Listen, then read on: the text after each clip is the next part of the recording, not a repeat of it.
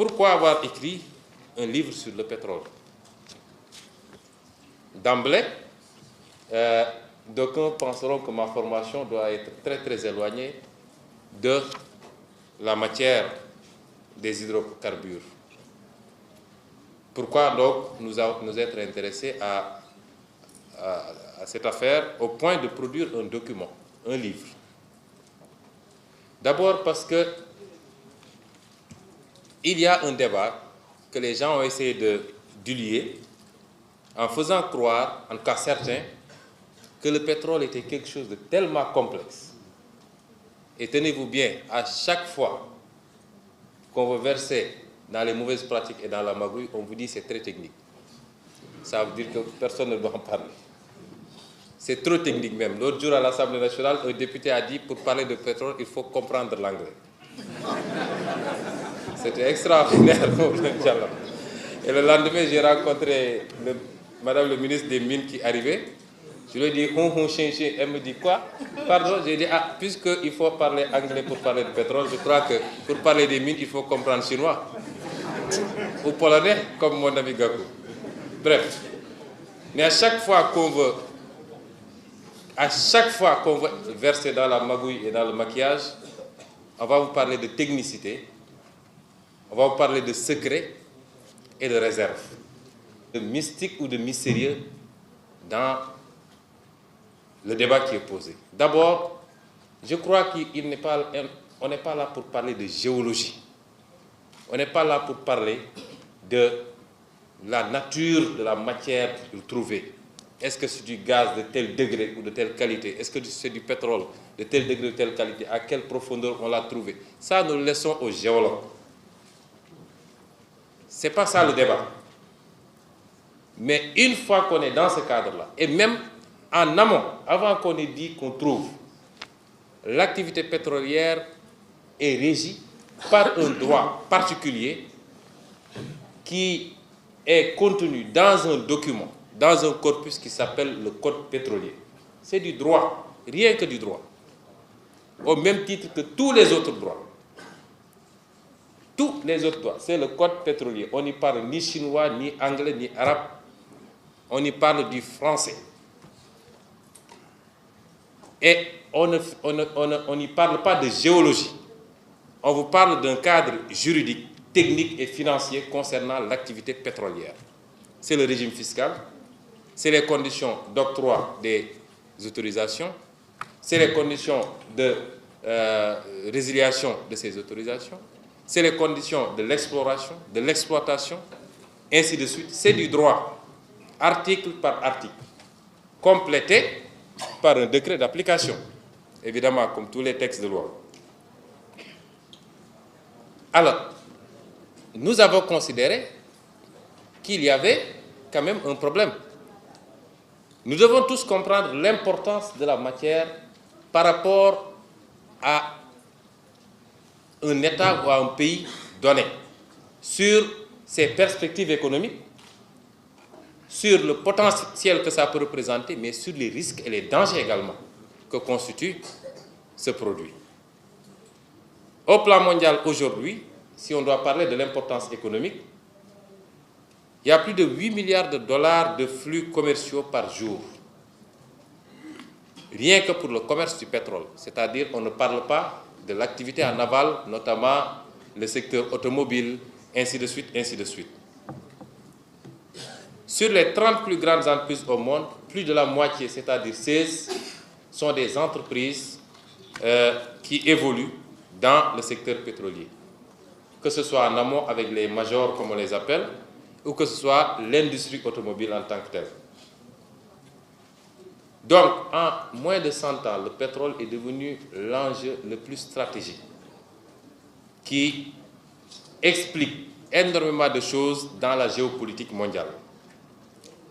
Et il se trouve que d'habitude, les pays consommateurs, en tout cas les grands pays consommateurs, ne sont pas les pays producteurs. C'est une spécificité.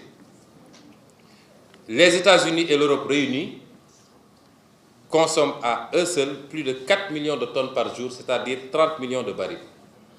C'est un enjeu énorme, le pétrole aujourd'hui. Et cet enjeu économique crée des tensions par rapport à l'obsession de contrôler les jugements.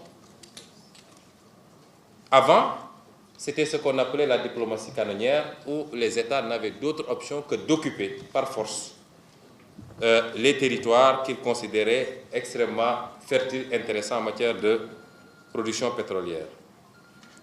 Plus tard, les États considérèrent qu'il était beaucoup moins coûteux d'entretenir ou d'installer des régimes qui vous soient favorables dans des États particuliers plutôt que d'aller directement en guerre. C'est des considérations extrêmement importantes et vous comprendrez que désormais, l'un des enjeux politiques les plus cruciaux et qui vont justifier beaucoup de choses par rapport aux échéances électorales, notamment à venir, ne vous y trompez pas, l'enjeu du pétrole sera au centre. Avec la main des puissances étrangères qui, évidemment, travailleront à imposer ou à maintenir celui qui joue le plus le jeu de leurs intérêts stratégiques. Et je crois que le locataire actuel de notre pari est bien positionné par rapport à ça. Mais avec également un instinct de survie. Parce que quand on aura suffisamment posé d'actes, j'allais dire délictuels dans la gestion de ces ressources, on a encore un peu plus peur ou beaucoup plus peur de perdre le pouvoir par rapport aux conséquences qui vont en découler. Pour vous, pour vos proches, votre famille, tout le clan. Et ce qui fait que les élections où les enjeux de pouvoir ont été toujours extrêmement compliqués au Sénégal comme partout ailleurs au monde, mais nous devons tous comprendre qu'ils vont être encore plus compliqués aujourd'hui avec la donne pétrole et avec ce qui s'est passé ces 6 dernières années, particulièrement.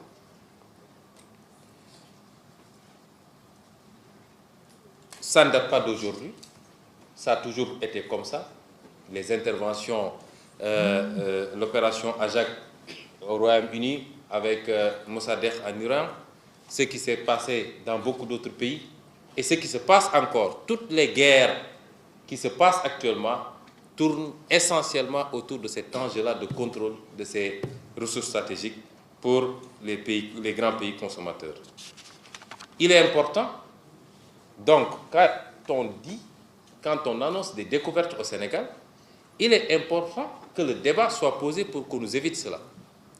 Ça ne peut pas être l'affaire de 2 ou 3 personnes, encore moins l'affaire d'un groupuscule.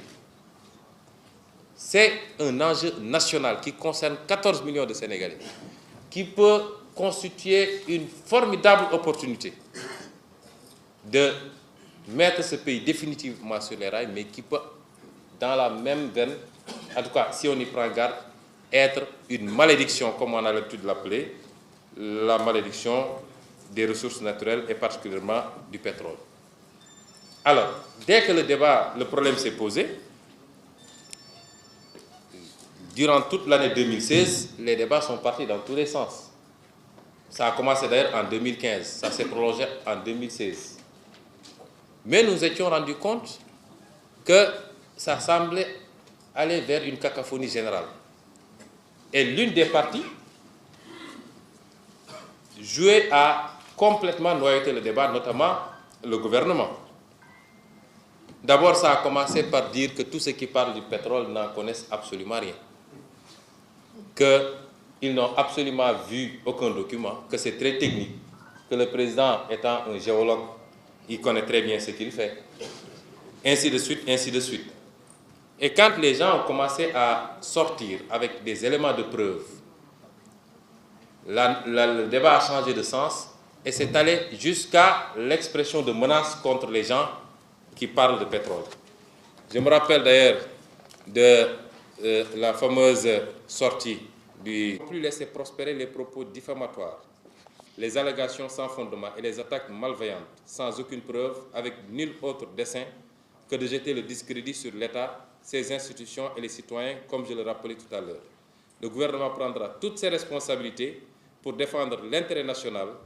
Désormais, quiconque diffusera de fausses nouvelles s'exposera à la rigueur de la loi pénale. » Donc, des menaces contre les citoyens qui ont le droit de se prononcer sur la gestion de leurs ressources naturelles. Autant de choses qui nous avaient amenés. Ça en est suivi d'ailleurs, puisque le gouvernement s'est rendu compte que ces menaces ne prospéraient pas et que les gens, tous les gens ici présents, continuaient à parler tous les jours des forfaitures qui ont été faites sur la gestion du pétrole. On est allé amener ce Mercedes de Franck Timis qui a débarqué pour, soi-disant, déposer une plainte contre 11 ou 12 Sénégalais, parmi lesquels d'ailleurs il y avait des députés dont le mandat était en cours. Tout ceci nous a amené à dire quand même qu'on ne sait plus dans quel pays on est.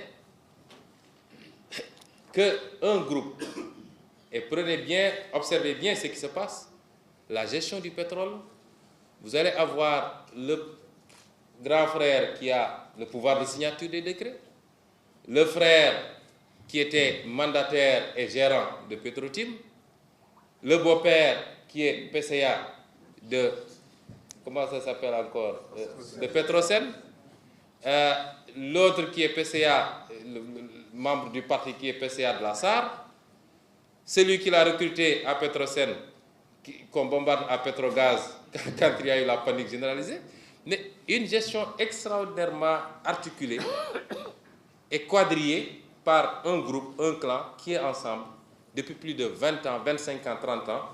Et l'histoire a commencé à Petrosen et se poursuit jusqu'à Houston. Ceux qui savent bien de quoi je parle pourront suivre mon regard. Alors, nous avons considéré que c'était quand même extraordinaire que dans ce pays, un petit groupe de personnes, quel que soit le pouvoir dont ils sont investis, puissent penser qu'ils peuvent faire tout ce qu'ils veulent sur nos ressources naturelles et intimider les citoyens en disant que personne ne parlera du pétrole, si ce n'est de dire que le président Macky Sall est le plus beau, le plus grand gérant, le plus grand gestionnaire, etc. J'ai dit, quand même, il nous faut apprendre à aller au-delà de ça, et pour ça, à mon humble avis, il fallait écrire, parce que habituellement, on reproche d'ailleurs aux intellectuels et aux hommes politiques de ne pas beaucoup produire. Alors nous nous sommes enfermés pendant quelques jours pour essayer d'écrire. Ce qu'il y a dans le livre, comme l'a dit Maître tout à l'heure, nous avons essayé de donner à ce livre-là un contenu scientifique. C'est vrai, il y a quelques aspects du livre où j'ai laissé le livre court à mon appréciation. Mais l'essentiel du livre, la méthode qui a été utilisée, c'est de documenter le livre à travers des références que tout le monde peut avoir et confronter par rapport à ce qu'on a écrit dans le livre. Parce que le régime pétrolier, quand même, c'est des textes. Ça commence par la Constitution elle-même, j'y reviendrai. Ensuite, c'est un texte de loi, j'ai parlé tout à l'heure du Code. C'est un ensemble de documents réglementaires, notamment les décrets d'application. Ensuite, des documents conventionnels ou contractuels, les fameux contrats de recherche et de partage de production, mais également tous les arrêtés que le ministre des Mines peut prendre pour la prorogation, la résiliation, la reconduction. C'est un ensemble d'éléments. Bien que l'État du Sénégal, jusqu'à présent, le gouvernement résigne à publier l'intégralité des documents. Nous avons pu nous en procurer certains, beaucoup en tout cas, mais il y en a beaucoup qui ne sont pas encore produits. L'autre jour à l'Assemblée nationale, j'ai interpellé le ministre du Pétrole sur le fameux contrat Total, qui n'est jusqu'à présent pas publié. Au nom de quoi? Je l'ai interpellé. Et à ma grande surprise, sa réponse était de dire, passez à mon bureau, on va discuter. Bon, j'ai dit, après l'invitation de prendre un café du Premier ministre, maintenant, nous n'avons pas, ce n'est pas nécessaire de passer à son bureau parce que les articles 17 et 34 du Code pétrolier font obligation au gouvernement de publier au journal officiel systématiquement ces documents-là. Pourquoi, s'ils n'ont rien à cacher, pourquoi font-ils une rétention par rapport à ces documents-là?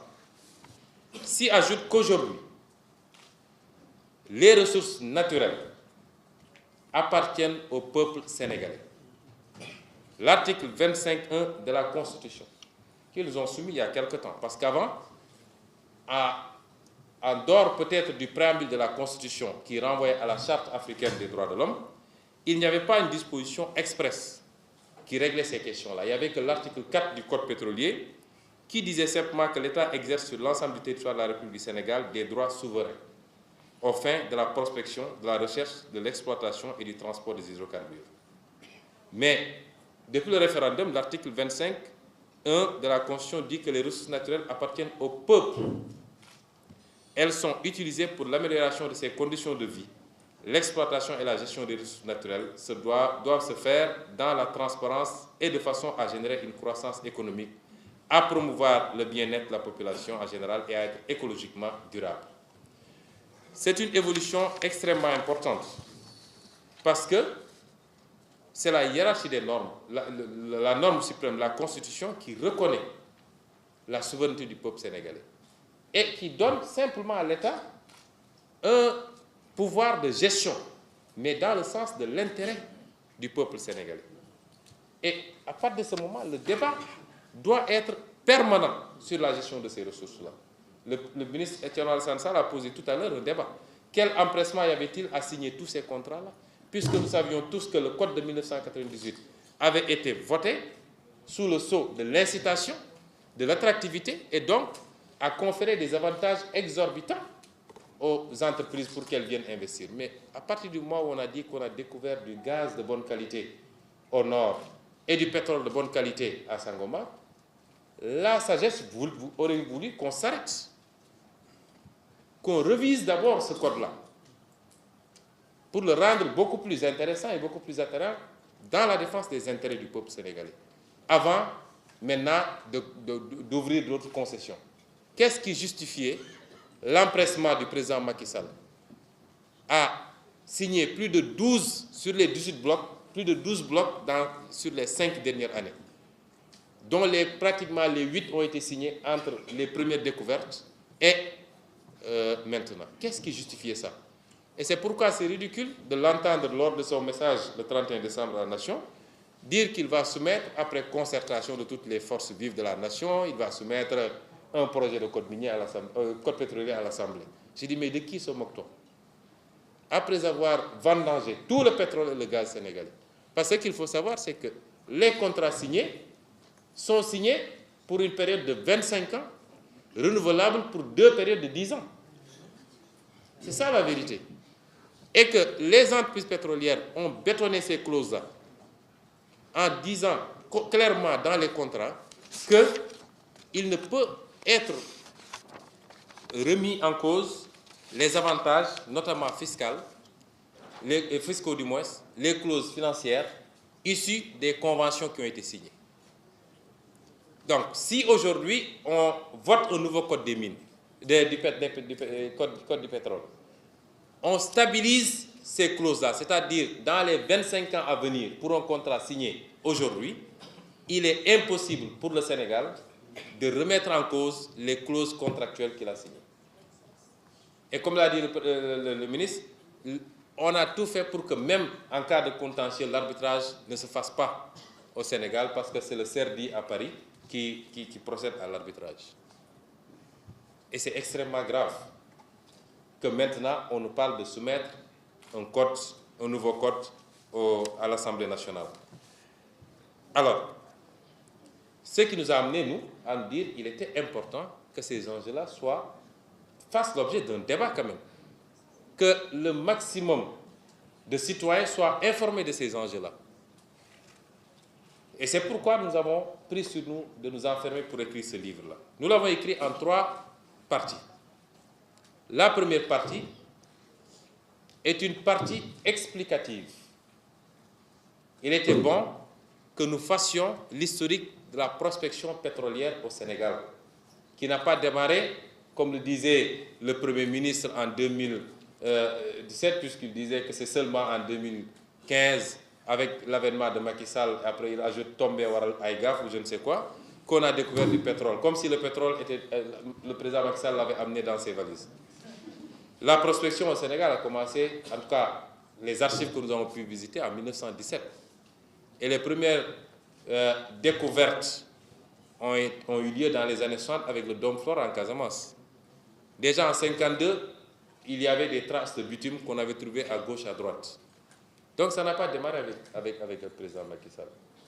Et mieux encore, les premières découvertes à terre au niveau de Diamniadio, mais les réserves les plus sérieuses au niveau de Gadiaga dans le bloc de Thiès, où l'exploitation a démarré en 2004, avait été concédée déjà sous le régime du Parti socialiste à Touloy Oil, encore lui qui revient, reprise en 2004 en 2001 par Forteza, et l'exploitation a commencé en 2004. Et aujourd'hui, aucun Sénégalais ne peut vous dire qu'est-ce qu'on fait de ce gaz-là. C'est 250 millions par semaine qui sont pompés à Gadiaga. Et quand vous allez regarder les statistiques qui sont produites par l'ITIE, sur 2004 à 2015, on vous parle de 6 milliards de chiffre d'affaires. 6 milliards de chiffre d'affaires. C'est extraordinaire. Donc, ça n'a pas démarré aujourd'hui. Et que très peu de Sénégalais, et même sur le cas de, je le développe largement dans le livre, du temps du régime libéral, il avait été pris des mesures d'encadrement pour que ce gaz-là puisse alimenter la Sénélec, parce qu'on avait énormément de problèmes. C'est en 2002, dès l'avènement du président Macky Sall, qu'il a été demandé à Forteza d'attaquer ces décrets, et la Cour suprême les a cassés. Et aujourd'hui, Forteza vend exclusivement ou principalement à la Socosim. Mais simplement pour vous dire qu'il y a une exploitation depuis très très longtemps. Il y a quelques hypothèses difficiles à vérifier, mais au moins sur ces aspects-là, nous pouvons donner des statistiques très claires et vous pouvez vérifier vous-même. Donc nous avons essayé de retracer l'histoire de la prospection pétrolière, pratiquement de 1917 à 2016. Ensuite, nous avons essayé de retracer le cadre juridique de l'activité pétrolière, qui part du régime, des différentes bases légales ou références légales, jusqu'aux conditions maintenant d'attribution des permis de recherche ou des autorisations, les conditions d'exploitation, les conditions de partage des revenus, et c'est extrêmement important, la notion de part équitable, les conditions de partage des revenus, le gain que l'État peut avoir dans l'exploitation pétrolière de manière générale, en termes de recettes fiscales, de fixation de redevances, de bonus, mais également de parts de production, l'activité de contrôle de l'exploitation, ainsi de suite jusqu'à la fin. Et c'était important de préciser parce que dans la dernière partie où nous formulons des propositions concrètes, nous avons démontré quand même que l'État du Sénégal ne gagnera pas grand-chose de son pétrole, ne gagnera pas grand-chose de son gaz, qu'il aurait pu gagner 50 fois mieux et 50 fois plus. Ici, on avait été beaucoup plus avisé à marquer ce temps d'arrêt dont je parlais tout à l'heure et à reprendre un certain nombre de dispositions du code pétrolier. Mais là, au moment où on parle, en phase de recherche et en phase de développement, c'est une exonération générale. En phase d'exploitation, la manière dont sont définies les parts des uns et des autres, notamment de l'État et du contractant, les barèmes qui sont fixés et la large liberté qui est laissée au ministre. Vous savez, c'est le ministre qui négocie les tranches de 0 baril à 30 000 barils. L'État à 20%, le contractant à 80%, de 30 000 barils à temps, etc. Ça, c'est laissé à la latitude du ministre. Et j'ai toujours dit sur quelle base, parce que quand vous examinez les différents contrats, d'un contractant à un autre, les fourchettes peuvent être totalement différentes et éloignées. Sur quelle base? Est-ce que c'est selon le poids de la valise que le contractant aura amené en venant? Ou bien, bon, M. Tcherran Sansal qui a dû gérer ce genre de dossier-là pourrait nous édifier. Mais nous avons essayé de démontrer que... Nous avons essayé de démontrer en tout cas que l'État du Sénégal n'y gagnerait absolument pas grand-chose par rapport au potentiel qu'on aurait pu avoir. Ça, c'est la première partie. Dans la deuxième partie maintenant, nous avons essayé de démontrer en quoi est-ce qu'il y a eu spoliation. Et nous l'avons fait à travers 3 dossiers, voire 4. C'est le dossier de Petro-Tim lui-même, qui est un grossier scandale impliquant le président Macky Sall lui-même, et j'ai très bien retracé sa responsabilité, puisqu'il a accepté de signer pour Petro-Tim en connaissance de cause, en sachant très bien que Petro-Tim avait frauduleusement obtenu les 2 blocs en question. Le seul élément nouveau, c'était l'intrusion de son frère, entre-temps. Mais à part ça, il n'y a aucun autre élément nouveau qui pouvait justifier qu'il signe, d'autant qu'il y a eu un rapport de l'IGE, qu'il avait lui-même commandité. Le rapport, il existe bien, il est réel, moi j'ai le rapport. Il y a eu un rapport de l'IGE qui est un rapport à charge contre les conditions dans lesquelles les 2 blocs avaient été octroyés à Petro-Tim. Donc le président Macky Sall a signé sciemment, parce que simplement, il y avait son frère et peut-être d'autres choses. Ça, je le développe largement à l'intérieur parce que vous savez, dans ce genre de dossier-là, on soupçonne toujours la corruption. Moi, j'utilise le mot. On soupçonne toujours qu'il y ait corruption. Mais la corruption étant très difficile à prouver, j'ai préféré beaucoup développer sur les délits voisins. La concussion, le trafic d'influence, le conflit d'intérêts. J'ai beaucoup développé sur ces aspects qui ne sont pas assujettis aux mêmes conditions, aux mêmes rigueurs de preuve, mais qui ont la même gravité que la corruption en soi. D'ailleurs, c'est pourquoi on les appelle des délits voisins. Et nous avons considéré que le président Macky Sall, quand même, avait violé son serment dans ce dossier Petro-Tim. Parce qu'il est président de la République et il avait prêté serment en vertu de l'article 37. Il a dit, devant la nation, devant Dieu. D'ailleurs, quand j'ai lu cet article-là, sama sëriñ xam nga laïcité bi ñuy wax rek devant Dieu la ñu commencé su dee jullit moom devant Dieu mooy billaay wallaay dafa taxaw ne billaay wallaay moom Macky Sall devant Dieu et devant la nation sénégalaise je jure donc il a juré quoi d'appliquer, de faire appliquer les lois, et dans ce dossier il a allègrement violé la loi au bénéfice de son frère. Nous avons établi les responsabilités de Aly Ngouille Ndiaye. À lui, c'est le sommet. Et c'est lui qui va organiser les élections d'ailleurs. Ali, c'est le sommet. Franchement, il y a des choses particulièrement graves. Et nous l'assumons. Moi, ce que j'ai écrit ici, je l'assume et je dis, le Premier ministre n'a qu'à mettre en menace en application ces menaces. Et je n'ai fait que relater des faits. Parce que lorsqu'un ministre de la République inscrit des informations délibérément fausses dans un rapport de présentation d'un décret, mais il n'y a pas acte plus grave. Et c'est ce qu'il a fait. Et il a récidivé encore avec beaucoup d'autres dossiers que nous avons, dont certains nous avons... Parce qu'il a récidivé, même en étant ministre des Mines, il a continué à récidiver. Lui, c'est un coutumier des faits. Nous avons établi sa responsabilité. Je n'ai pas donné des détails parce que finalement les gens ne vont plus lire le livre. Nous avons établi la responsabilité du Premier ministre. Vous savez que ça a été un débat. Ça a été un débat.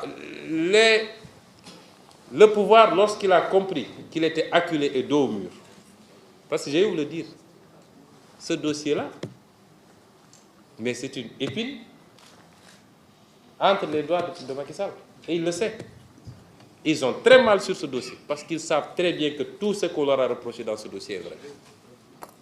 Quand ils ont été acculés, leur ligne de défense, c'était 2 à 3 choses.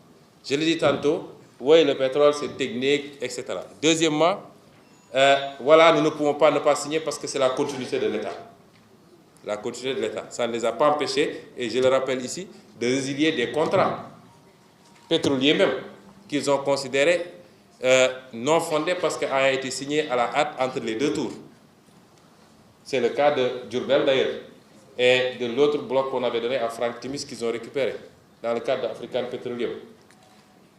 Et le troisième élément, c'était de dire, lorsque notamment le Premier ministre Abdoul Mbaye s'est prononcé, que ah oui, mais lui, de toute façon, il a contresigné. C'est grave parce que même si le contre-saint a emporté une responsabilité, ça voudrait dire qu'il cherche simplement un complice. Mais ça ne les lave pas. C'est un aveu. Encore que les développements juridiques que tous les juristes ont dit, Maître Boukounta, vous-même, beaucoup d'autres, c'est que le contre-saint ne crée pas une posture de co-auteur d'un acte, en réalité. Mais là où la responsabilité du Premier ministre est engagée cette fois-ci, c'est son zèle, l'autre Premier ministre, je veux dire, mon ami de l'Assemblée, c'est son zèle à défendre l'indéfendable, allant jusqu'à menacer les citoyens qui se prononceraient désormais sur le pétrole. Tout ce que j'ai développé sur le contre-saint lui est carrément applicable, sauf dans le cas où, profitant du limogeage non fondé de Thierno Alassane, parce que lui il refuse de prendre de la démission, donc c'est pas un limogeage, parce que tu refuses de prendre les valises, hein, je le précise.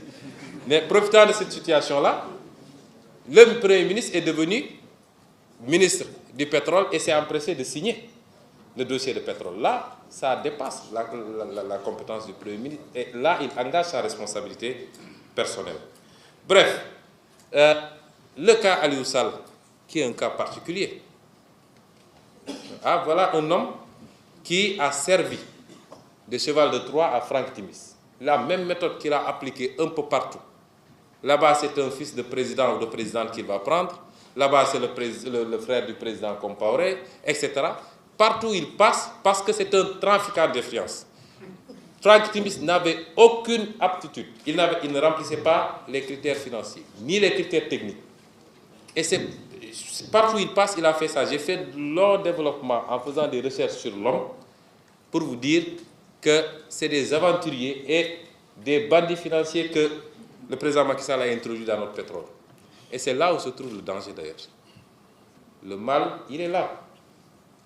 Et donc, après le départ du régime libéral, parce que rappelons qu'effectivement, le contrat a été signé sous le régime libéral. Ça, c'est la vérité pour l'affaire Petro-Tim particulièrement. Mais en la matière, seul le décret d'approbation confère droit définitif. Et ça, le décret d'approbation n'était pas intervenu sous ce régime-là. C'est sous le régime du président Macky Sall que le décret est intervenu. Et Franck Timis ayant entamé une opération, n'ayant pas pu terminer, c'est-à-dire avec son écran qui était Eddie Wong, qui n'était qu'un écran, le régime change, les responsables changent, il lui fallait une clé pour ouvrir, et cette clé, c'était tout trouvé, c'était Aliou Sall, qui est notre GR national. Ça, personne ne peut nous empêcher de le dire, parce que c'est comme ça qu'il est entré dans le dossier, et dès qu'il est entré dans le dossier, il est allé voir son frère le président pour lui demander de signer l'accord. Et le président Macky Sall, qui au début a dit qu'il n'était pas informé, s'est trahi lui-même, parce que rappelez-vous quand il faisait sa déclaration à Paris, il disait que voilà, les gens parlent beaucoup, mais moi, lorsque Aliou Sall est venu me voir, je lui ai dit, je ne te nommerai jamais, je ne prendrai jamais un décret pour te nommer à une fonction publique, mais il faut aller voir dans le privé. Et plus tard, quand il est venu me dire qu'il a trouvé quelque chose avec une société pétrolière, j'ai dit, voilà, c'est bon. Et maintenant, il a oublié d'ailleurs son sermon parce qu'il a pris un décret pour le nommer. Mais c'est ça qui s'est passé en réalité. Et c'est retracé exactement dans le rapport de l'IGE, qu'ils ne veulent pas déclassifier ou publier. Enfin, la responsabilité de ceux qui sont venus après, notamment le ministre des Finances, Amadou Ba, qui est allé à l'Assemblée nationale, pour défendre mordicus l'exonération et la non-imposabilité des opérations.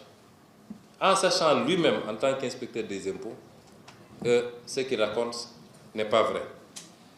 Et c'est là où j'ai fait des développements sur la notion de concussion, qui ne signifie rien d'autre que, par son action ou son inaction, le fait pour un agent public de conférer à quelqu'un des avantages indus. Donc, dans cette partie, j'ai fait ces développements-là, et j'aurais souhaité que ceux qui sont dans la dénégation, qui sont désormais sur la défensive, notamment le gouvernement, puissent répondre par les mêmes formes à tous les arguments que j'ai à développer et qui étaye ou qui fonde les accusations que j'ai formulées, parce que je ne prendrai jamais sur moi quand même de formuler des accusations aussi graves à l'endroit d'un président, surtout lorsqu'on sait que dès qu'il se réveille du sommeil, il mord. Je n'aurais jamais pris le risque de formuler des accusations si graves si je n'avais pas les arguments pour les étayer.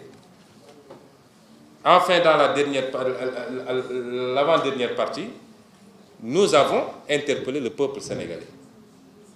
Parce qu'en réalité, ces questions de gouvernance qui se posent à nous ne trouvent leur terreau que dans l'inaction ou la passivité des Sénégalais. C'est ça la vérité. On peut révéler un scandale aussi gros que l'Himalaya, les Sénégalais vont en parler pendant 2 jours dans les salons et puis ça passe. On n'y arrivera jamais comme ça. Il faut que les Sénégalais assument et comprennent que personne ne fera ce pays à notre place. Vous ne pouvez pas avoir un pays, avoir l'opportunité d'avoir des ressources et qu'un groupuscule, quelles que soient les fonctions dont ils sont investis, puisse faire n'importe quoi et aucun Sénégalais ne bouge même pas le petit doigt. Il faut, excusez-moi du terme, moins d'hypocrisie. Parce qu'on veut tous le bien, mais on n'est pas prêt à faire les sacrifices pour aller vers ce bien. C'est ça le problème. Quand ces problèmes se posent, j'ai interpellé tous les segments de la société. Et ça a été interpellé d'une certaine manière, interprété du moins, ou alors certains ont voulu noyer le fond du livre dans un débat inutile en disant qu'il a dit ceci par rapport à la presse. Oui, j'ai interpellé la presse, entre autres acteurs. J'ai interpellé la classe religieuse. J'ai interpellé les hauts fonctionnaires. J'ai été plus dur avec mon ancienne administration, notamment les impôts et domaines, qu'avec la presse. J'ai interpellé les Sénégalais dans toutes leurs composantes. J'ai vu ici des imams monter dans leur khutba pour s'attaquer à des fonctionnaires qui trahissent les secrets, etc. Mais c'est extraordinaire. Mais la religion, il faut que c'est lui qui dindi ko sa loxo wala salam bi wala leneen un imam mën a taxaw dans un sermon de Tabaski pour s'attaquer à des gens parce qu'ils ont dit que ça c'est pas bon ou ça compromet les intérêts du Sénégal. Nous avons interpellé les différentes composantes en disant qu'il faut une réaction. Mais nous ne sommes pas limités à ça. Nous avons suggéré des actions judiciaires. Et certaines actions judiciaires ont été déjà entreprises. C'est le lieu d'ailleurs de féliciter le comité sénégalais pour le recouvrement des avoirs pétroliers. Parce que les Sénégalais doivent savoir que nous avons lancé cette initiative-là et que nous avons déposé dans le cadre du FCPA aux États-Unis, dans le cadre du Bribery Act en Grande-Bretagne. Nous avons déposé des recours auprès du département de la justice américaine, auprès de l'organe correspondant au niveau de la Grande-Bretagne. Et hier, pas plus tard qu'hier, je voyais dans le WhatsApp groupe le coordonnateur, notamment Alioune Gueye, qui envoyait la réponse de BP par rapport à l'interpellation qui lui avait été formulée. Il y a quelques jours, c'était la réponse de Total. Nous avons déposé pour dire, vous avez tantôt parlé de l'affaire Gadio, nous ne désespérons pas qu'un jour, un de ces bandits en col blanc là se rendent aux États-Unis et que n'en reviennent pas. Nous avons déposé, ces dossiers ont été reçus par qui de droit, ils ont accusé réception et ils nous ont demandé des compléments de dossiers que nous avons fournis. Je disais l'autre fois dans une émission que moi-même j'ai été reçu à 2 reprises ici à l'ambassade des États-Unis et j'ai été largement entendu par le procureur qui était là-bas, par le représentant du FBI sur la question. Parce que dans tous ces États, il y a ce qu'on appelle une législation contre la corruption transfrontalière. Et elle est extrêmement sévère. Et dans ce dossier, comme je le dis, beaucoup de types d'infractions sont réunis. Il y a eu fraude fiscale. Il y a eu blanchiment de fraude fiscale. Il y a eu trafic d'influence. Il y a eu concussion. Il y a eu... J'aurais même pu dire qu'il y a eu délit d'initié. Délit d'initié. Parce que c'est le débat que vous posiez tantôt quand vous disiez est-ce qu'il n'avait pas l'information au moment où il venait. Beaucoup de types d'infractions qui tournent autour des délits voisins à la corruption sont réunis dans ce dossier-là. Et je terminerai par lancer un appel quand même à tous ceux qui sont là, mais à tout le peuple sénégalais. Ça va être extrêmement difficile. Vous savez, quand les gens disent « pétrole génnagul sax ñu ngi rey wax », j'ai mal quelque part. Parce que li nit ñi xamul mooy décret yi Macky Sall signé tey su doon dans 20 ans le pétrole di génn décret yooyu ñooy wax naka la ñuy séddalee pétrole bi diggante tubaab bi ak ñun. Décret yi mu signé tey c'est ça qui régira, quel que soit le nombre d'années qui passeront. En 2022, on dit qu'il y aura les premiers barils.